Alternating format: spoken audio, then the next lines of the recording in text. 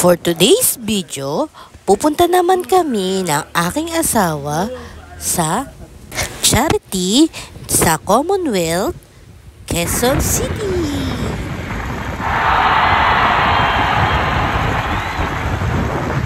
Tuwing Sunday, kapag wala kaming gala ng aking asawa, pumupunta kami sa mga charity ng iba't ibang grupo. At eto na nga, andito na kami sa venue. Bali, ang may hawak ng charity ito ay ang grupo na Kaibigan Kasangga Riders Group. Ang kasama namin ng asawa ko na pumunta dito, ayan po, si Madam Mika, ang aming sekretary ng White Pirates ng Quezon City Chapter. At ngayon ay nagdarasal na. Kailangan natin yung ating pag-alagin para sa pagbubukas ng charity ng Kaibigan Kasangga Riders Group.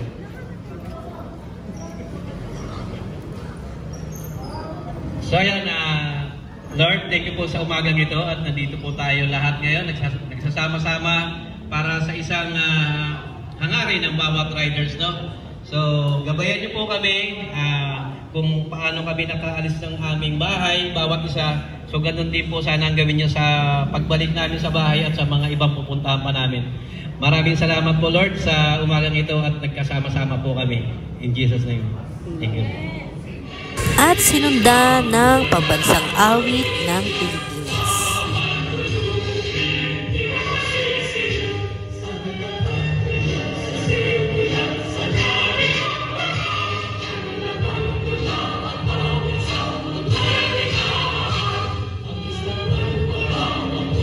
Commonwealth,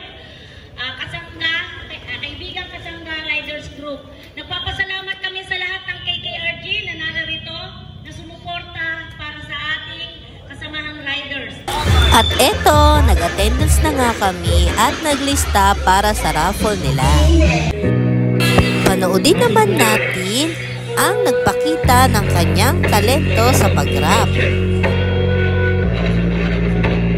Check. Low.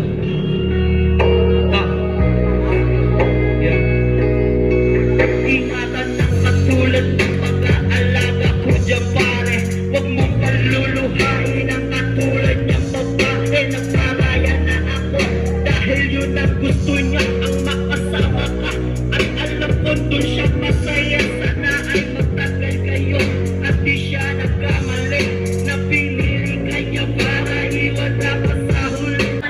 At dumating na nga ang isang beneficiary na si Maricar Rodel, 31 years old, na may liver injury. Naghihirap ng KKRG Kasangga Commonwealth, ikaw ay isa sa nabigyan namin ng attention para ikaw ay matulungan. Ganun pa man, kahit maliit lang. At ang nagsasalita sa harapan naman po ang founder ng Kaibigan Kasangga Riders Group. Binigyan kami ng pagkakataon na magkaroon ng charity event dito sa Commonwealth. Sa dinadala ng KKRG o Kasangga. At ngayon naman, dumating naman ang pangalawang beneficiary na si John Aaron Roca, 6 years old, na may focal epilepsy.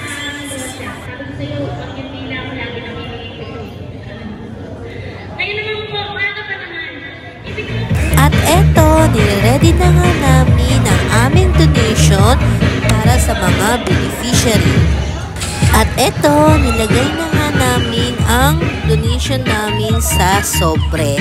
So ayan, nagbibigayan na ang ibang mga grupo or ibang mga riders sa donation box. Ang sarap talaga sa feelings kapag tumutulong ka sa kapwa. Saludo po sa lahat ng mga pumuntang riders at mga grupo na sumuporta sa ganitong charity.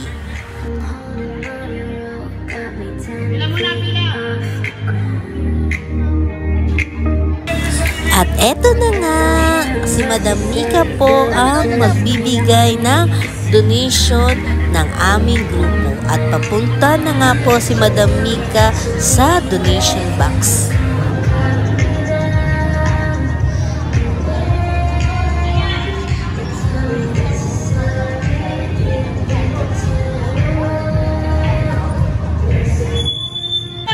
At pagkatapos nga namin magbigay ay nagpa-picture na nga kami.